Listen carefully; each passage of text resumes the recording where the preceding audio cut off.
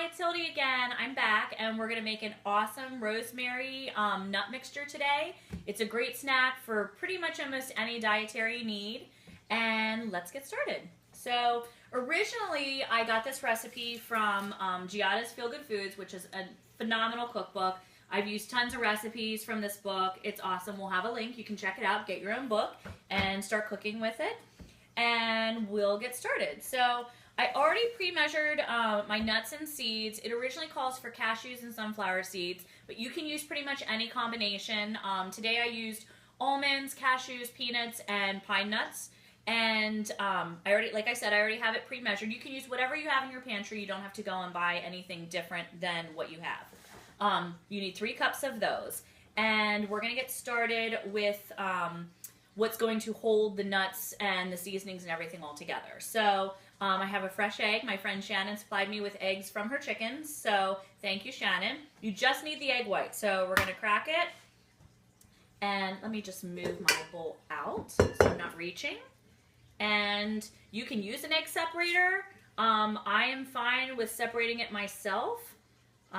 So we'll just incorporate the egg white. You can save your yolks. I have another recipe that I'm going to use later where it only utilizes egg yolks for a gluten-free cookie recipe, which is delicious. Just for the sake of this video, though, we're going to get rid of it. We're not going to worry about it. Excuse me while I wash my hands. Remember to always wash your hands after handling raw eggs. Exactly. Thank you, Hannah. That's my daughter, Hannah, who is filming. Say hi, Hannah. Hi. And so we're going to get started. What you want to do is you want to use your whisk on your mixer, and you want to whip that egg white until it's just frothy, so pretty high. All right.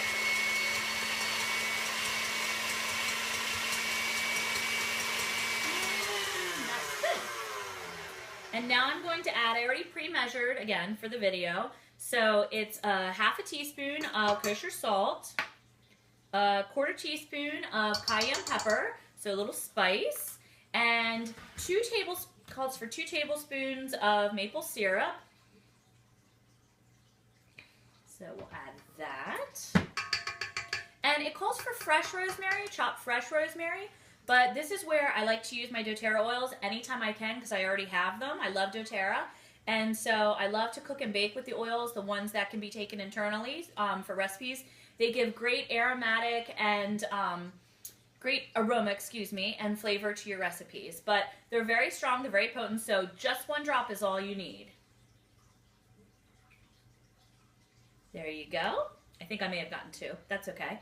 And it calls for, in the recipe, 1 tablespoon plus 1 teaspoon dried rosemary. So that just goes to show you, you really don't need much. You just need 1. So, and we'll whip this back up again. And again, I already have them pre-measured, so just dump them in. Use a spatula. Just make sure they're well coated.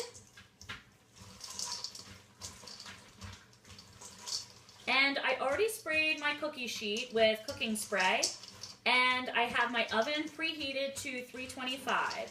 So once you have all of your nuts and seeds well coated, everything's mixed up and even, you're going to place them on your cookie sheet.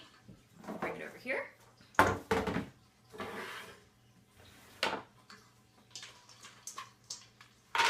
In a single layer.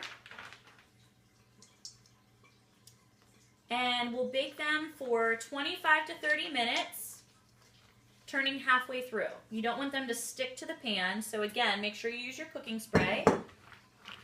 And just spread them out. That rosemary smells really good. So you'll get the spice from the cayenne pepper, you'll get the earthiness from the doTERRA rosemary oil, and the sweetness from the maple syrup. So it hits all kind of senses. It's really good. So put it in. And we'll meet you back when it's ready. All right, we're back, and it sure smells good in here. Everything is finished, and I just kind of scraped all the nuts so that they would be broken apart, and I let them cool slightly. So now if you just want to transfer into whatever dish you want to either serve them in or store them in, just make sure that they're cooled down, because otherwise all of that moisture that is still kind of there will keep the nuts from being dried out, which is what you want. You want them to be dried out. Otherwise they'll get sticky and stick together. So you can just serve them up with a little spoon. They can just spoon them into their hands.